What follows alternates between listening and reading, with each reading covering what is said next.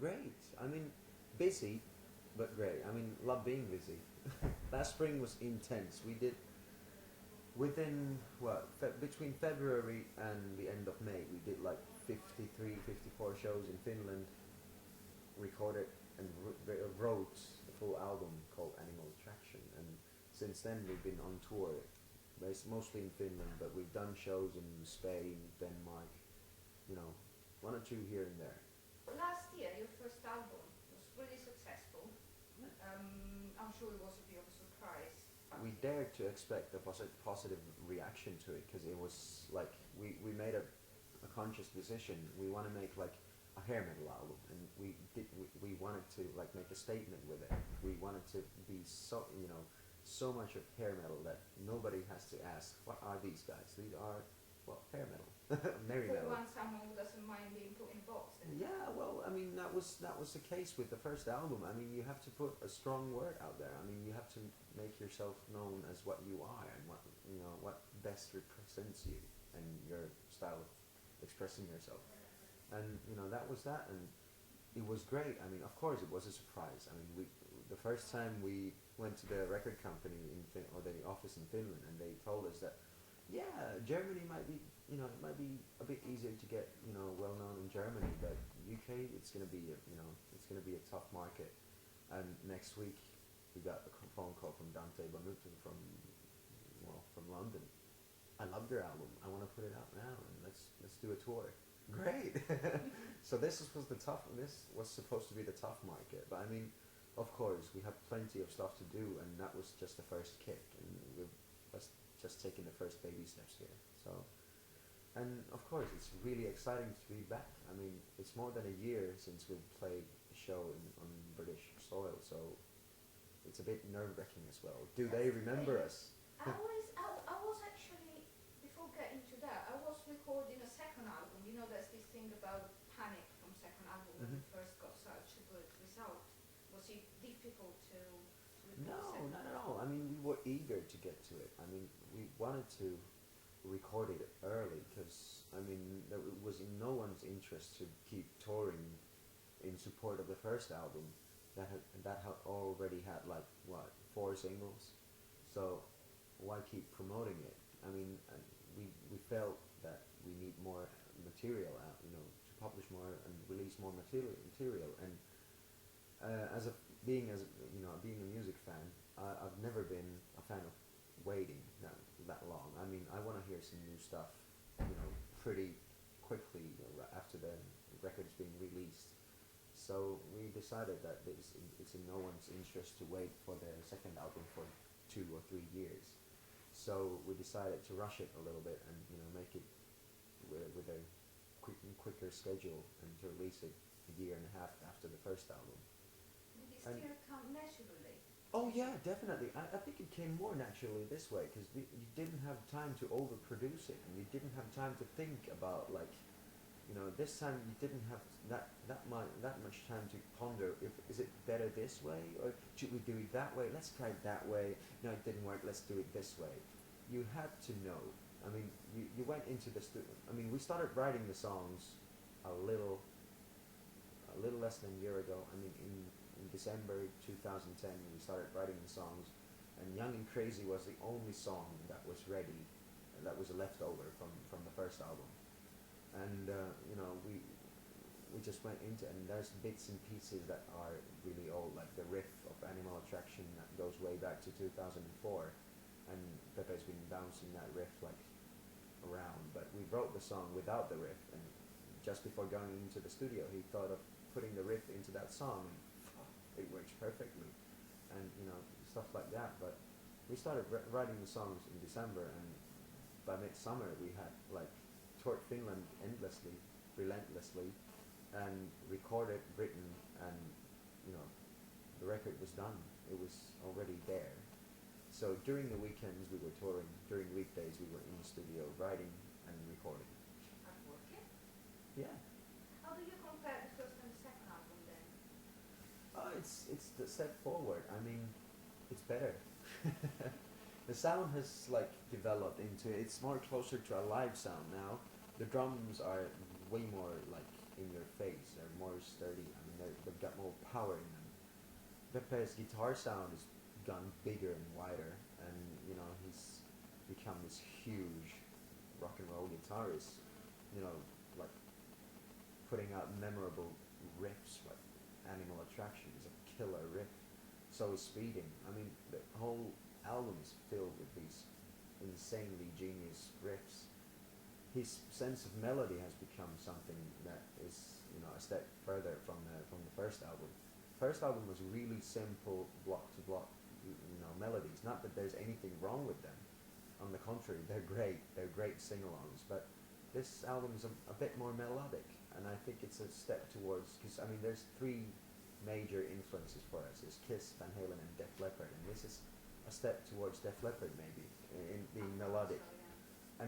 And we wanted to go that way, and it felt natural to go that way, and you know, because we already had those anthemic kind of really simple I type found of songs, some like One different More Time. influences as well on this one. Oh yeah, definitely, but that's like the core of things, so to speak. And of course, we went different ways. I mean, we the range is way wider than on the first album. We wanted to make a statement on the first album. This is hair metal, period. That's the same thing on the second album as well. But I mean, we allowed ourselves to, you know, put in some more fresh input, or you know. Even put some sort of dance input in there. But there's dance input on the first album as well. Back to Paradise is a full-blown dance song, and there's danceability on the first album as well. Not You as have much. to, not that much Yeah. maybe, but I mean, we wanted to make it more obvious. I mean, we wanted to be brutal with it.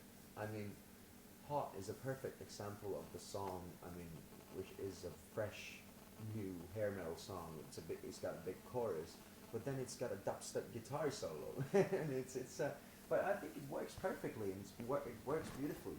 The philosophy behind it is that when we started thinking that, okay, because I mean, all people come up to us, and you know, when we start chatting about like you know, 80s hair metal, we always come to a conclusion that 80s hair metal bands were kind of like pop bands, but they, you know, just wore the pop music into metal clothes and, you know, stuff like that.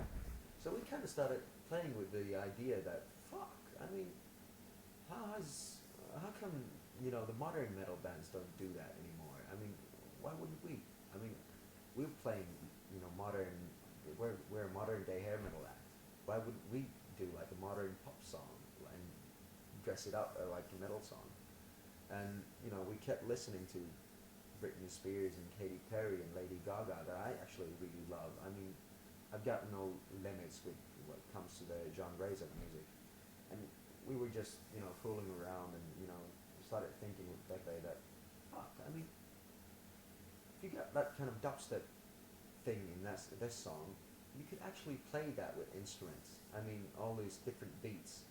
Hess who could actually do that with drums, and you could do that stuff with guitar. That, you know, in this part, it's a machine on this song, but you actually could do stuff with your guitar that sounds kind of like this, and you know, and we started thinking, yeah, let's try it, and the result is Hot and Dance, and of course, Dirty Dreams. We stole the beat straight from Michael Jackson. We're huge fans of Michael Jackson. It's Beat It rhythm.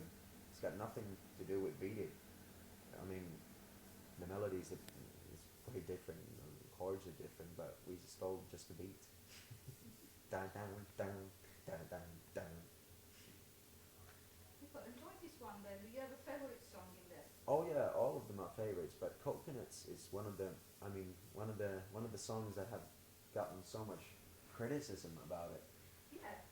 I mean, it's funny because people don't really listen to that song. I mean, I've had so much of, you know, negative feedback about the lyrics and stuff. I mean, it's being so. I mean, I always try to write lyrics that are simple enough for a person who doesn't speak English as first language to understand, and that's the key element. Because they don't understand the lyrics, they don't know how to relate to that. But then again, as a person who speaks English as their first language, it, you know, it doesn't make any difference if the lyrics are a bit simple, because I mean, the message is there. But then again, I find that song, it has a more complex kind of like message to it. It's got I mean, people are criticizing about making like sexual objects, comparing bananas and coconuts and sex. It's got nothing to do with sex. Come That's on. obvious stuff. Yeah, I mean, it's not that obvious. People listen to the lyrics. It's all pure philosophy. It's got nothing to do with sex. That's actually the only song on the album that has nothing to do with sex. Wow. And of course, well, that's not the reason why it's my favorite song, but I mean, that's got a really melodic and wingerish type of guitar riff, and the drums are way different that Jesus playing. I mean, that shows a variety within Reckless Love. I mean, the musicianship and and the joy. I mean, it's pure fun, and it's great what you can do with instruments that sound like something completely different. I mean, the middle part of it, there's a monkey screaming there. That's actually not a monkey. That's Pepe, drunk. There's these bird sounds that come out. It's actually me, drunk. and they Okay, and it's a drunkenness song. yeah, not that much, but they're just fooling around and experimenting in studio, And when you're doing that, it takes a really long time. So might as well get drunk while you're doing it. Have you thought of releasing that as a single? No, it's not the single. I mean, it's not that type of a song. It's more of an it's one of the classic examples of perfect album track. It's not a filler. It's killer, but in a sense, it's never meant to be a single. I mean, it's as I said, the message is way more complex. It's not that simple. Don't you think releasing a video there maybe could put the Could others be, the could right be. way? Yeah, it could be. I mean, The way never you say said never. Never say never. I mean, it could be. But I mean, we've already shot 3 videos. 2 of them are out, and the third one is coming soon. Don't know when, but soon is the right word for it. Okay, and what about the fans' reception of this album? Great. I mean, that's a perfect. I mean, perfect example when the criticism is being bad. I mean, the reviews in Finland have been horrible. It's like To be honest, for this kind of music, reviews are never. the first album got great reviews, and same thing in the UK as well. But I mean, the second album got horrible reviews in Finland. It had like 1 or 2 stars out of 10 or something like that, and it was great. We were like, because we never wanted like, if you got 5 stars and out of 10, that's it's nice, but it's not good and it's not bad. You, I mean, if we raise that much of hatred in a person that starts to criticizing it that bad. Somebody even said that this type of music should never be done. I mean, this type of music, and that is so great. We were so honored about that. I mean, love and hate thing. It needs to represent it, so. Yeah, I mean art. I mean, of course, it's pop, and pop and art don't always mix, but it's in the sense it's also art, and you have to create opinions, and you have to raise some thoughts in people's head, and we've succeeded in that. And of course, the fans' reception have been awesome. We have gotten so much of kudos and great feedback about how great the songs are. They work beautifully live. You're gonna see that in a few Do you get minutes. single